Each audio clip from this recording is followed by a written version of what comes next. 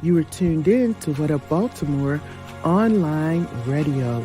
Please note that the views and opinions expressed on this channel are of the host and not of Lady J Media.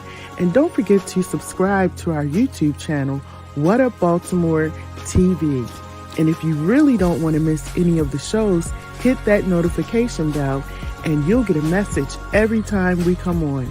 Now, we got it from here, so sit back, relax, and stay tuned.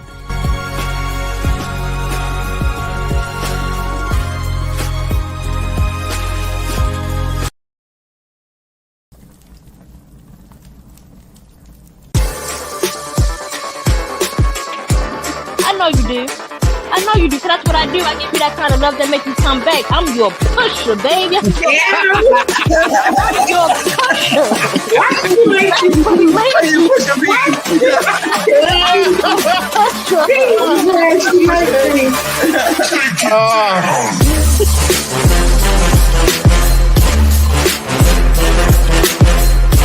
Hey, little black boy, let me holler at you for a minute.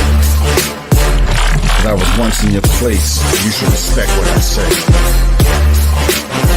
Some of the things I'm about to tell you just may save your life in a world where not much is right.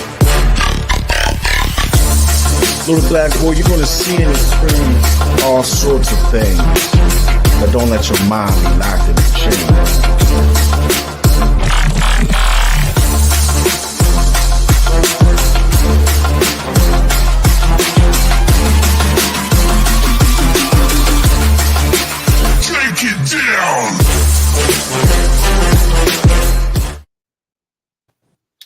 Hello, everybody. Welcome to Spitfire Poetry Shutdown. I am your host, John Hansboro. Today is August 2nd, 2023. I hope everyone is having a wonderful day thus far. You can always get my books, Unusual Favor, Spitfire Poetry Volume 1 and 2 on Amazon. This is being brought to you by Lady J Media, Butterfly Entertainment. Make sure y'all go to YouTube and subscribe to the What Up Baltimore TV page. All right, this is a special moment today. This is the author spotlight. We won't be doing any poetry.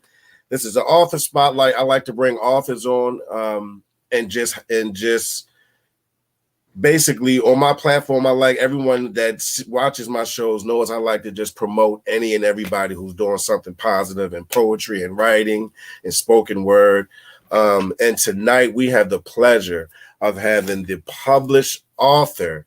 All right, S.N. Cole in the house today, everybody. S.N. Cole, how are you this evening? I'm good. How are you? I am good. It's wonderful to see you. Okay, everybody. Before we get started, I've known this young lady for about 30 years. We graduated high school together, and I saw I guess it was about maybe 2 weeks ago that you were getting ready to release a book, and I was like, wow, I haven't seen or talked to her in I don't know how long, and I gotta have her come on the show and talk about her book. We just had a high school reunion about maybe, I don't know, 5 or 6 Saturdays ago. Unfortunately, I wasn't able to come to that, but my heart was there. And it's just so cool to have you on the show today. How are you? How have you been? It's funny people ask that question, and out of habit, most people will say, "Oh, I've been good. How have you been?" Mm-hmm. For me, the answer is typically I've been taking it one day at a time. Mm-hmm. Same here. So the bus. Mm-hmm. Same here. I definitely take it one day at a time. I do a lot of I'm learning to do a lot of things that I need to be done for me and not do for everyone else. Yes. I'm one of those type of people who I'll scramble around and do everything that needs to be done for everyone else around me, but I won't take the time to have that little bit of time for me that I need so I can continue to keep going. So I definitely get the one day at a time. So look, your book. All right, tell us the name of the book that you just have written. So the name of, or the title of my book is How I Married a Bigamist. How I Married a Bigamist. Yes, and it's a true story. Mhm. Here it is. I love it. That is a beautiful cover too. I like that. Thank you. That's actually me on the cover. So yes, that's the title of my book. How long have you been writing? Is this something that you've always done, writing, or is this something that you like picked up over the years? No, so this is my first book. I have said over the years, because I have a 14-year-old daughter, that over time she's had some behavioral issues. She was diagnosed with ADHD and ODD, which I speak about in my book. And I was planning on writing a book about her and raising her, because there aren't a lot of communications, especially in the Black community, with dealing with children with ODD and ADHD. And I wanted to write a book about the struggles of raising her as quote unquote a single parent. Her dad and I got divorced when she was an infant, and we've co-parented the best that we have or could under certain circumstances. At one point I lived in Charlotte, North Carolina, so we lived in a different state, and he was in Maryland. So just writing a book about her. But then when all that happened, and this has been recent, my therapist was like, you should, write everything down, get it out, write it down. And one day I was joking with someone and I said, I should write a book. I should profit off my pain, because although the title is How I'm Vegan, it's not the only thing that's in the book. Right. And unfortunately, I've had quite my share of traumatic relationships and betrayals and healing from them. Mm-hmm. So it's really a book where men and women women and men can find healing. They feel like they're not alone, because I feel like we go through things, and as a Black community, we hide it. Yes. We feel embarrassed when things happen. We feel ashamed. We tend to want to protect the person that has hurt us. So we hold on to a lot of things and we don't share it. I actually had a conversation with a good girlfriend of mine today, encouraging her to write her book. And I was telling her, like, when I posted the pre-order, so many people reached out to me telling me, congratulating me, telling me how my book, just whatever little bit I've posted, have helped them. They also have felt betrayed in a relationship. They felt alone. They felt embarrassed. They didn't want anyone to know, and they held on to it. They didn't want to tell their girlfriends that they were in a troubled marriage or infidelity or anything like that. And I hope my book will tell people that it's okay to pick wrong. It's okay to be wronged, and it's okay to give someone that has wronged you more than one chance. That's so powerful right there. Okay, you said so much right there, and a lot of that resonates with me as well. So my first book that I wrote is called A Usual Favor, and it's a true story about infidelity and addiction that me and my wife, that I'm still married to right now, that we went through from about 2012 to around 2017, 2018. Once I spoke with her about writing the book, because the same way with me going through therapy, I was talking to my therapist about it, and she's like, why don't you write down some of the stuff that you're dealing with? Because my first love is poetry, is what I do. So writing down what I was going through, I didn't even realize how it was healing me at the same time while I was still dealing with the situations that me and my wife was in. I decided to write the book once my wife was like, you know what? I don't have an issue with you writing it. That's your truth. You tell it the way you want to, right? Because I talk about a lot and I expose some things that we dealt with. Yeah. And my main reasoning other than I found out it was therapeutic for myself was to also put out there that in our community, normally in the situation that I'm in, that I was in, is normally flip-flop. The woman is dealing with a man who's maybe addicted to drugs or alcohol, and but in our story, it was the other way around. I was dealing with my wife who was dealing with an addiction to alcohol. And at the same time, I was dealing with health issues at that same time. And what's crazy is what you just said. I did this. I knew that wasn't her when she was under that influence of drinking. And I knew it was a real addiction. This was a real something real that just she could not get over for years. You know what I mean? So in writing that book, it helped me to deal with what we dealt with, and made me and her both look at the situation in so many different ways. And it helped a lot of people. The same was coming up to me and was like, man, I wouldn't even some of my buddies honestly was like, I wouldn't even have wrote that. I'm not even gonna lie to you. I would not have put it out there of what you dealt with as a man. But men can be or vulnerable.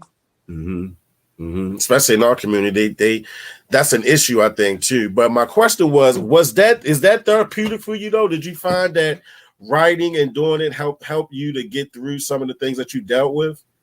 I'm still dealing with some of it, and I think healing is a forever journey. Yes. I don't think you just wake up one day and you're like, oh, I'm good, everything's great. Right. Things are going to trigger you, a song, a conversation, a movie. So I think I'm still forever healing. I have my good days still. I have my bad days still. So it was therapeutic where I got it out, but it didn't cause everything to go away. Right. We still have scars. We still heal. And I take it one day at a time. Absolutely. I definitely get that. I understand. So do you see another book in your future? Are you prepared to write something else? I would like to, because my story isn't finished, honestly. Right. And the book ends with the betrayal of finding out that my quote unquote spouse was currently married to someone else when we got married. So now I have to tell the after effects of that, because you would never realize until you go through things how it really plays out. And I'm speaking of emotionally, mentally, physically, on the body, legally, and as well as financially. It's not like, and so many people that I've talked to are like, oh, well, you're not really legally married, right? So it's like it never happened. I wish it was that easy, but it's not. You literally have to go to court, and you have to go in front of a judge to say, okay, your marriage is now void. And that's in Maryland. But don't forget, I live in Pennsylvania. And their laws and rules are totally different when it comes to bigamy. They don't really even recognize it. So in Pennsylvania, you have to file a divorce and get a divorce decree, which is insane, because how do you have two divorce decrees that kind of, intertwine with each other? Right. So there's definitely going to be a second book. Hopefully the first one goes well, where I feel encouraged to write another book, but there's still more to the story. What is it like to have your first book published as an author? Like, to say I'm a published author, what is that? How does that feel to you? I don't feel how I thought I feel. Like when I got the book and I held it in my hand, it still doesn't even resonate with me that I wrote a book. it doesn't feel real that I had the material to put in a book. So it's exciting, but it's also fearful because I'm very transparent, very vulnerable in the book. Um, you know, in our community, we judge each other harshly. We judge ourselves harshly. Yes. And to put everything in the book that I put in there, it's a little bit of fear. Mm-hmm. But I keep telling myself, faith and fear can't live together. Mm-hmm. So now that I've done it, it's that thing of he wouldn't have brought me this far to leave me. Absolutely. So I try to keep my faith, but there's still a little bit of fear that creeps in every now and then when you think about who's going to read it. You know, I have 3 girls. Mm-hmm. My oldest is 28. My middle girl is 25. And then my 14-year-old, Rain, who is the one I was going to initially write the book about. And one day my middle daughter texted me and she's like, Mommy, I want a copy of your book. And I said, hold on. Hold on. How did you even know I wrote a book? And she's like, I saw the podcast and everything, and I'm really excited to read this book. And I'm like, Jesus, there's things in here that I definitely don't want my Right. to read, but she's an adult. Mm-hmm. So I said, well, baby, you got to go online and order it like everybody else. Mm-hmm. She wouldn't, but she did. So yeah, I'm waiting for her to read it and be like, okay, mother. I really believe from for some reason, I really do believe that it's going to help so many people that you won't even believe what it will do for people. Like I shared a poem one time at a church. And I never grew up in a church. Church was not my thing when I was a kid growing up in my family and stuff. But I was at a place in my life when I was creating my book that I was unfamiliar with. I didn't know how I got there. I didn't know how to get out of it. I was just in a spot. I had no idea how to deal with it. Mm-hmm. So I started to go into my spirituality and things of that nature. And I shared a poem at a church at the main church that I was at. And afterwards, it scared me because of the reaction that I had after I said the poem. Before I went up, they were already kind of worked up a little bit from the pastor that was there. But after I did the poem, it was something that just made me fearful, and it made me think to myself, I had a responsibility to share the things that I'm going through and dealing with, because it could help or inspire different people. Yeah. You know, I didn't want to come to grips with it. I didn't want to admit it, but after a while, I really started to see, the reaction from people, and it was like, wow, John, you really should just, and this is what I love to do anyway. So I'm like, this is what you have to do. You might as well just go ahead and do it, pray about it, and just keep going on with it, because we do judge each other a lot in our community. Me being a Black male, like I have some stuff in that book whereas though, like I said, it's about addiction and infidelity. And like I said, me and my wife are still married to this day. We dealt with some things. We went to therapy. And I also had my 2 daughters go to therapy as well, because I wanted to know what they dealt with. I wanted to know things that they didn't want to tell me and my wife, because we all communicate, but they're not going to, I don't think that they're going to say every single thing that they felt when we were dealing with that. So we got therapy for them as well. And it really it's a wonderful help. You know what I mean? It really is. I wish that more of us in our community would have therapists or psychiatrists or whatever you need, or do whatever you need to get that release and get some type of reform on whatever you're doing.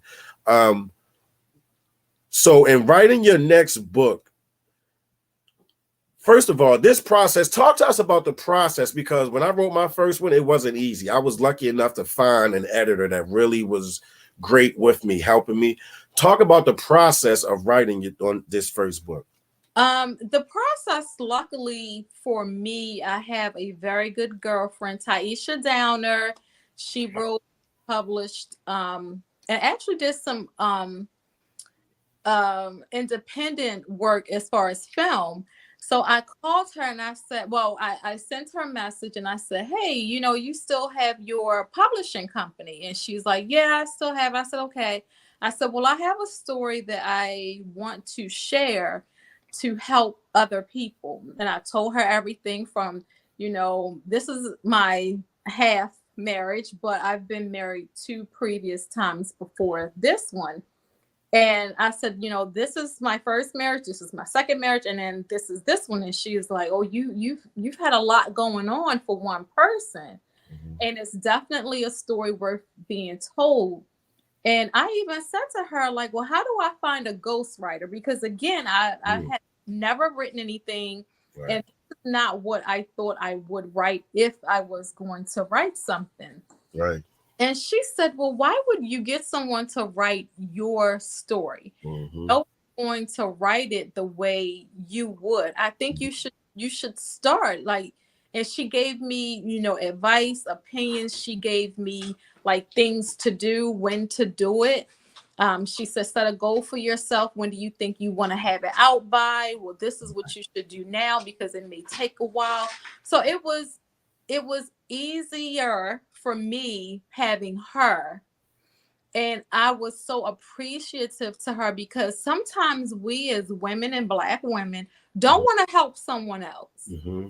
And I even told her, like, if someone else wants to write a book and I have the platform and the means to help them, most definitely, I have no problem with that. A friend of mine I spoke to earlier today is in the process of writing her book. And I said, if you need anything, just let me know. And she was like, well, your book just came out and I didn't want to take anything away from that.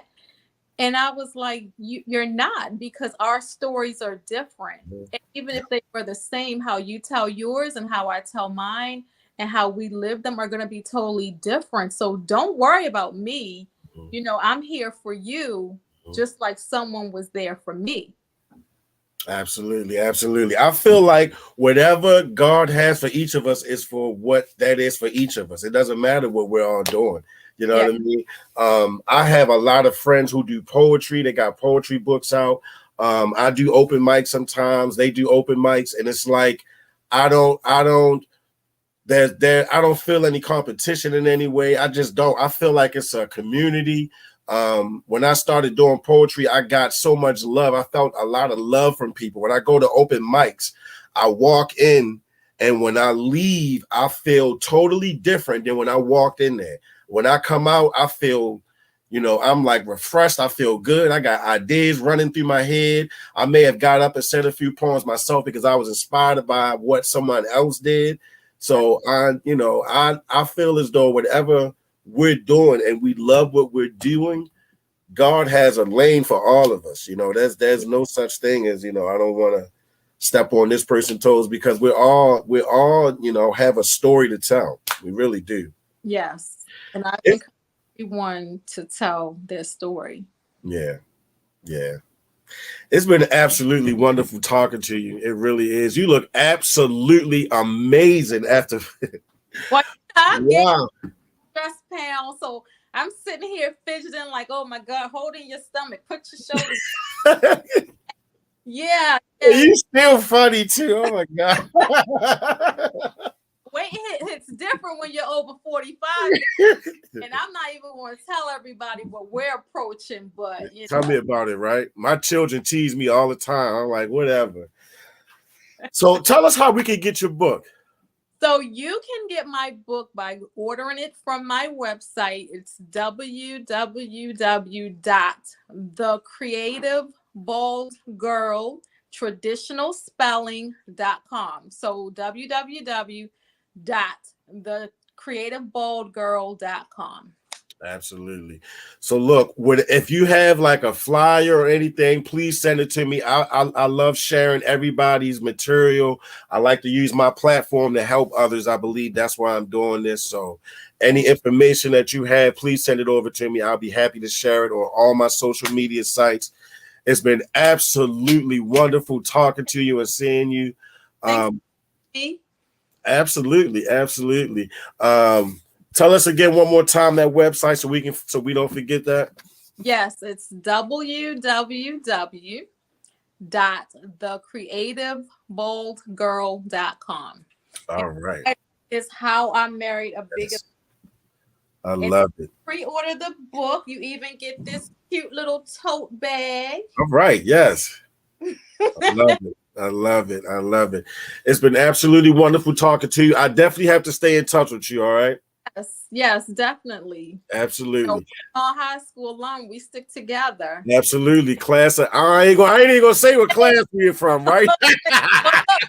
The math, because you said we just had our 30-year reunion. So they can do the math, right? They can do the math. You're right. I'm proud to you be the class of 93. The class. That's right. Class to be, right? And we still look good. What? Still look good. Amazing. Yes. Absolutely. Look, Miss Cole, you be safe out there. I'll stay in touch with you. Like I say to everyone else, people watching, if you want to be blessed, you must bless somebody else. All right. That's the only way it's going to work. Miss Cole, it's been an absolutely wonderful talking to you. Stay in touch with me. I'll stay in touch with you. Please keep doing what you're doing. I really feel like this is about to take off and you're going to help so many different people with your story, really. Thank you so much. I appreciate you, John. Tell your brother I said hello. Absolutely. I will. You have a good night. Be safe out here. Thanks. Bye. All right.